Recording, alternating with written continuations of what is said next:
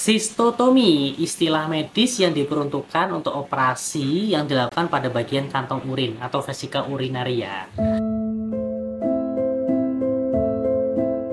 Tindakan ini paling sering dilakukan pada kasus-kasus gangguan perkencingan, khususnya ketika ditemukan adanya benda asing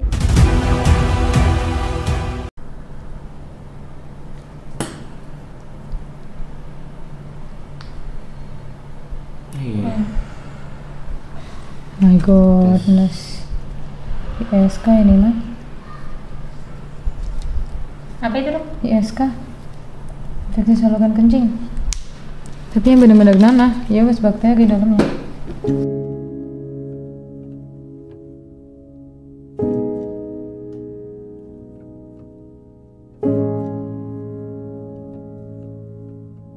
Sistotomi, istilah medis yang diperuntukkan untuk operasi yang dilakukan pada bagian kantong urin atau vesika urinaria.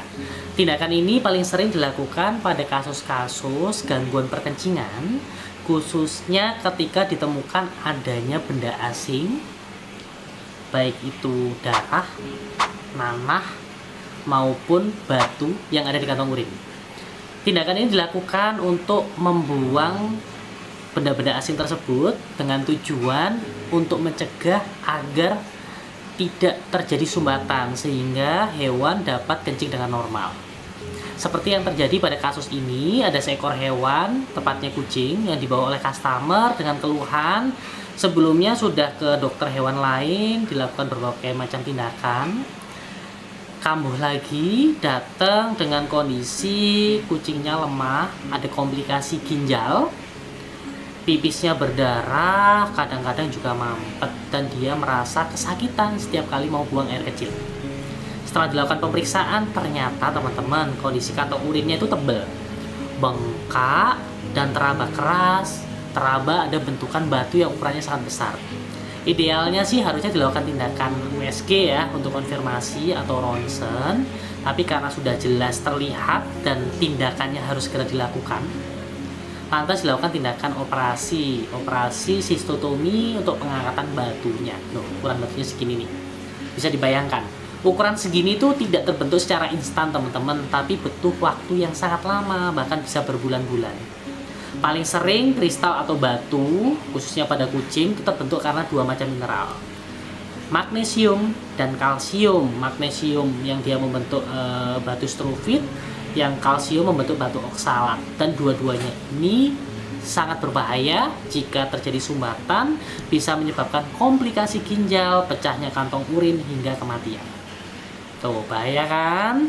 Kira-kira apa sih penyebab terbentuknya batu ginjal ini, atau bisa disebut dengan urolit, batu urolit? Yang paling sering ya dari pakannya teman-teman. Jadi di pakannya anjing kucing itu ada namanya mineral magnesium, ada mineral kalsium, yang mana ketika jumlah yang kemakan itu over atau berlebihan dan diiringi dengan karakter hewannya yang tidak suka minum atau jarang minum, suka nahan air kencing, potensi terbentuknya kristal atau batu akan semakin besar. Apalagi jika produk pakannya itu biasanya pakan-pakan yang memang kualitasnya kurang baik.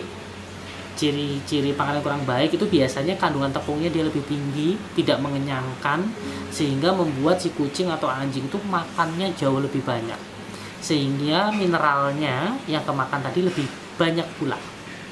Jika dibiarkan terus-menerus, terbentuklah batu. Jadi buat teman-teman, care itu tidak harus mengajak mereka bermain, tapi care juga harus memastikan makanan yang diberikan sesuai dengan kebutuhan mereka dan memang makanannya itu kualitasnya baik.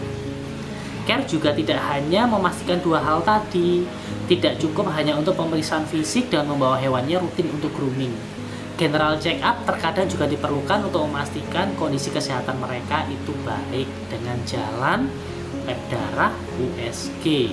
Lab darah biar tahu kondisi dalam tubuhnya seperti apa, imunnya seperti apa, anemia atau tidak.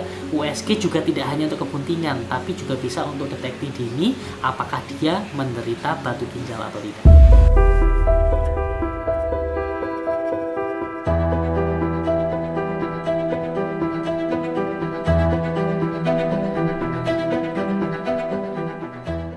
Oke, cukup jelas. Terima kasih untuk teman-teman semuanya. Jangan lupa untuk selalu membagikan informasi ini ke teman-temannya yang lain agar ilmu ini tidak terputus ke teman-teman.